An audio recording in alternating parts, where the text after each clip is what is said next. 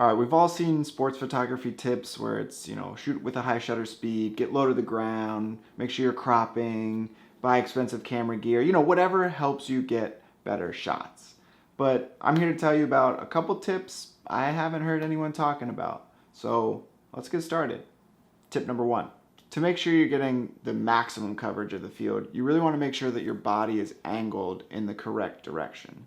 In baseball, if I'm shooting the batter, and they're here, the rest of the field is this way.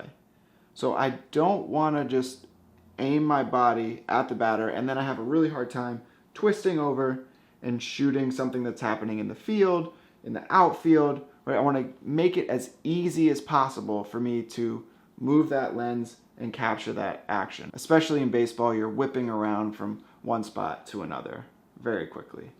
So instead of just focusing right on the batter, I'll turn my hips more towards the pitcher and I'll angle back towards the batter.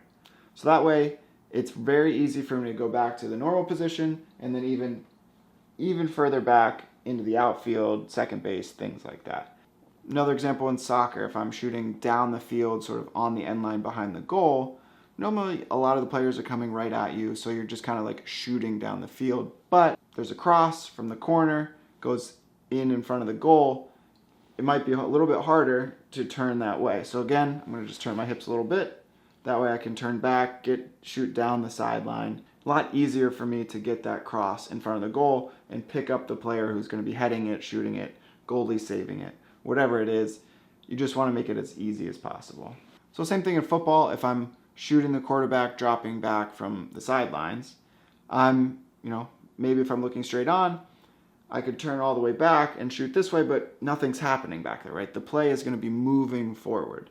So if I'm kneeling, I'll even make sure I have the right knee down that allows me to open up and shoot down the field. So that leads me to tip number two, is to practice these movements and other movements that you may be doing while you're out shooting. So for example, in baseball, if I'm shooting the batter, there's a runner on first base, could be stealing, could be a ground ball, turns into a double play. I need to know that. And I need to be ready, so I'm going to again twist to the side.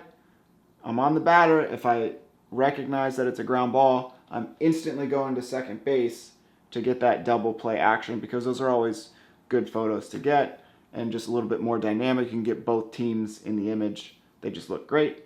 So before that even happens, or between pitches when the batter's coming up, I'm kind of getting used to that motion, going from the batter to second base, batter, second base. I'm just kind of going back and forth, making sure that I'm used to that motion. I kind of know where I'm stopping. So that way I'm not just kind of guessing, oh, there's second base.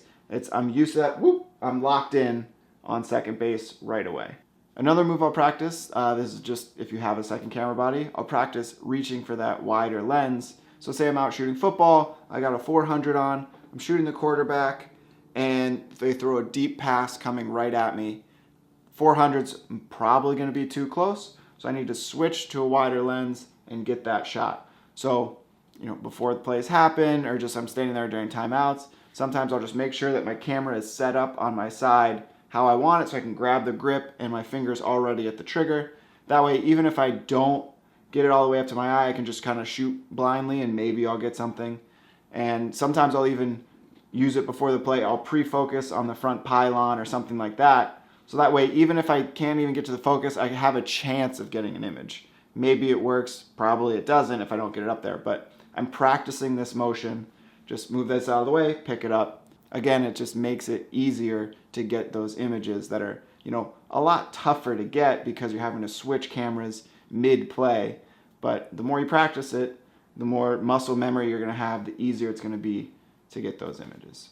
Same thing in basketball. If you're shooting the other end of the court with a 70 to 200 and then there's a steal, they're coming back down the court, going up for the dunk, you're going to kind of maybe want to get a wide shot of that dunk. So if I have the 70-200, see it coming, drop it, get my 24, and then I can try to track them when they're going up for the dunk. Again, it's just, during timeouts, whatever, just make sure it's in the right position and then practice bringing it up to your eye, getting your fingers in the right place. You're ready to go. Which corresponds to tip number 3. This is only if you have a second camera body, but if you're just leaving that camera body on your side for a long time, you're not necessarily shooting with it, it will go to sleep, which means it's going to take a couple seconds to kind of warm up, be able to focus, and take an image. So I'll be on the sidelines before plays happen, or between pitches, beginning of innings. I'll reach down and I'll tap the shutter button to just wake the camera up. Make sure it's awake. That way, if I do have a quick play and I have to bring it up, it's ready to go. It doesn't have to take 2 seconds. It can't find the focus. It's ready to go. So just, again, easy tip. You're just there. You're waiting around. You just tap that button a little bit, wakes it up. It's ready to go. Tip number 4. So that is just turn on your highlight alert.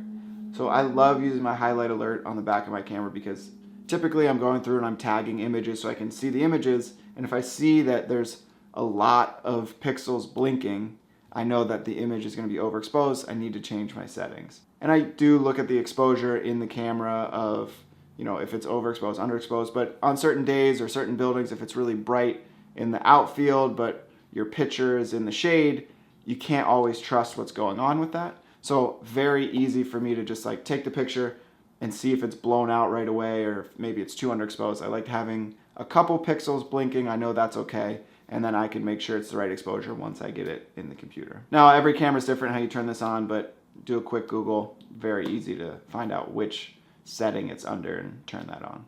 All right, so the final tip is one that I've actually shared before, but people loved it then, and it was the bonus tip in some other video, and this is to actually make sure you're moving your focus point around the screen. I'll sit there during the game. I have it set so my joystick can move it around. Different cameras, you can move it with different buttons or knobs, things like that. I know I can also use my dials to move it up, down, left, right. And in basketball, it's such a vertical game. I shoot a lot of horizontal still, so if they're going up to shoot, their hands go out of frame. So they're going up to shoot, hands go out of frame, ball's out of frame. Probably not going to be a great picture. So I can put that focus point lower in the frame. I'm still focusing on their chest or their face. So when they go up, their hands are still in the frame. Focus point's down here, and you can still get a good shot. Now you can use this for multiple things. It can be in baseball. Sometimes I'll frame the pitcher through the batter and the umpire or catcher, and you kind of got to get that focus point in the right spot just so that you can get enough of the pitcher to keep them in focus to get, a different looking photo. Good girl, come on. Okay. All right, bonus tip, get a cute dog that loves to snuggle. So that way when you go to a game, you miss a bunch of shots, not happy about it, you can come home, get some love, and feel better the next day. I hope these tips help you out. You really do need to go practice them because I've watched so many YouTube videos when I was learning different tips and tricks, and you're like, okay, got it, but you don't. You got to go out there, you got to make sure you're practicing it, make sure you're doing it. Again, I still do all these little practice movements, making sure my cameras are awake, things like that. It's the small things that will help you get some great photos. So, and I also love learning new tips, new things. So if there's something that you do that you think is very helpful, please let me know. Always looking to improve.